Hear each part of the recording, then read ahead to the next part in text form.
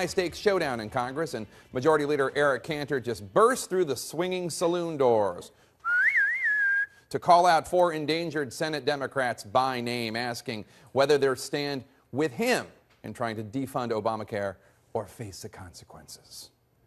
I want to know where Senator Pryor stands on protecting the middle class. How about Kay Hagan in North Carolina? Mary Landrieu of Louisiana? What about Mark Begich of Alaska?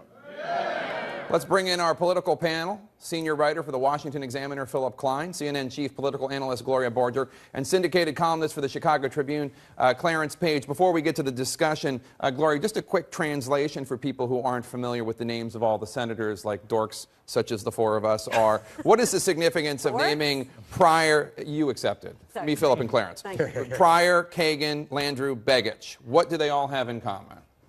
Is that a trick question? Because how about 2014? They're all for re-election. Did I win? 2014, and? Up for re-election. Conservative states. Yes. Endangered species. Nice. That's okay. it. Is that good? That's all I wanted. That's all I wanted. So, Philip, I want to start with you. 51% of Americans say they're going to blame House Republicans if the government shuts down. Is this a good idea, what House Republicans are doing right now? Forgetting whether or not Obamacare should be law, which it is, this as a political ploy.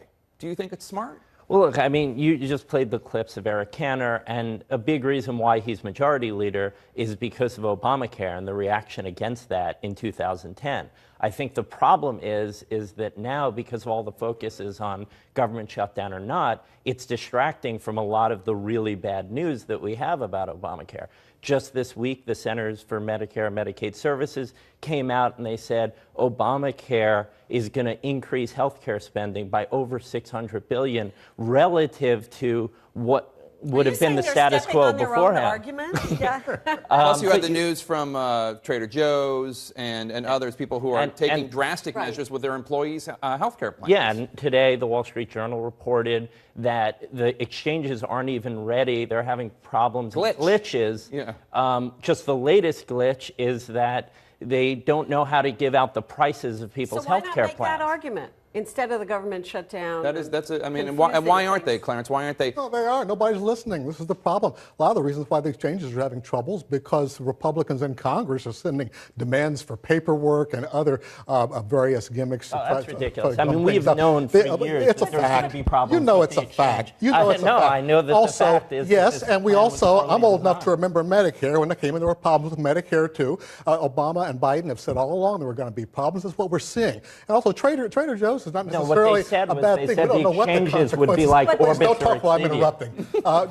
Trader Joe's, for example, we don't know whether it's going to be good or bad because the fact is that's a private exchange. That's really the way a lot of businesses were going anyway. And we're going to find out after it's in operation. I was just going to say is what Obama was saying was that we'd have a exchange that would be like Orbitz or Expedia. Imagine if you went on Orbitz and Expedia and they couldn't tell you what the price of the airline was. And this is going to happen. This is going to go live in a week and a half. So this is what we're talking about. But the reason Republicans are doing this are not because of the reasons you're listing, which are substantive.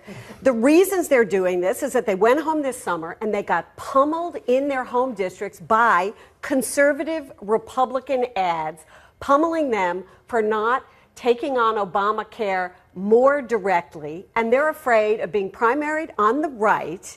So lots of these people are saying, okay, we have to take this stand, or by the way, it's going to hurt us back home because we're going to face tough races. And also, so that's why they're doing it. If I could just say, it's also not just that. There are employers who have been expressing concern about this. Yes. And that's the reason why President Obama delayed the employer mandate by an extra year. But the reason they're making this particular fight right now is they decided to attach it to this important piece of legislation to get the notice so nobody can say to them, you haven't tried to really get rid of Obamacare. Let's play some sound from President Obama today talking about this fight. Republicans in Congress, they've tried to repeal or sabotage this more than 40 times. They've had these repeal votes. Every time they failed. This law that is in place is already providing people benefits. It's not holding back economic growth. It's helping millions of Americans. Gloria, do you think that President Obama is succeeding in this fight, or is it just the Republicans are hurting themselves, or what's your take? In the short term, I think he's okay in the short because he's talking to independent voters out there who have questions about Obamacare, but they don't want to shut down the government.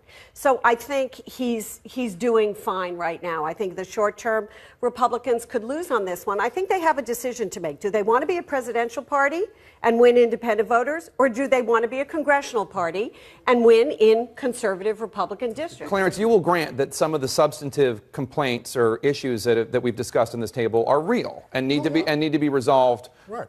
Right. President but my Obama colleagues are also speaks. correct. That's not why Republicans in the House are voting this way. Fair point. The question that I have is, President Obama acts as if nothing to see here, everything's fine. Right. That's right. And I disagree with that strategy. He believes that once this is in operation, people are going to like it.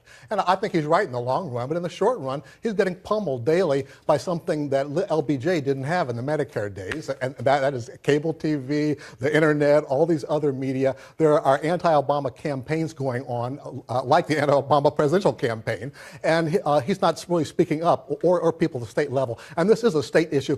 Let me just say quickly, in states that are run by Democrats that are pro-Obamacare, it's working very well. New York, California, Illinois, et cetera. Oh, yeah, well, Oregon, which is pro-Obamacare, had a delay the exchange. So it's that's a good thing. We'll end it on that note. That's a good thing. That's not a bad thing. We're not going to resolve Obamacare right now at this